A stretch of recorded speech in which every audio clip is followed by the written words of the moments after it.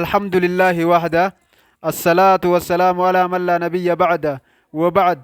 وبلينك يا خبجمو في جالتمو جرتو. الحمد لله رب العالمين بقى جراتن. الرقاق أمانتي دواي قدو جرا من جارب بسنامل كيسو. وبلينك يا خنديرا خندلا خا بدا جرتن خا جموجي جرتن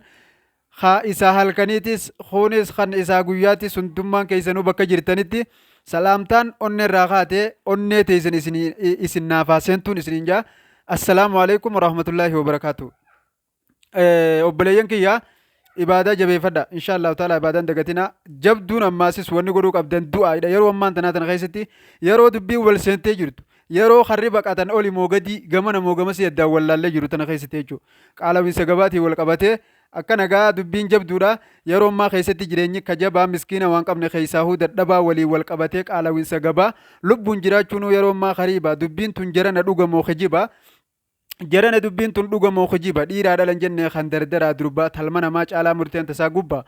kasamii gabbuusu gamadachii rooba kadhannu qeebalee dafee nu dhaqqabaamee aamin naajaa harkanaa ol qabaan isiniin jaa uree lafaa baasee rabbiin bishaan boombaa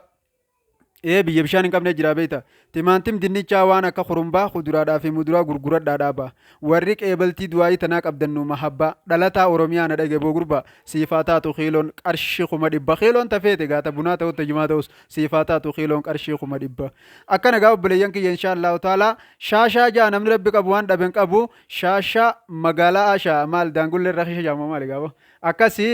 obboleeyyan kiyyaa du'aayii jabeeysaa rabbi nuu kadhadha isinaa milkeessu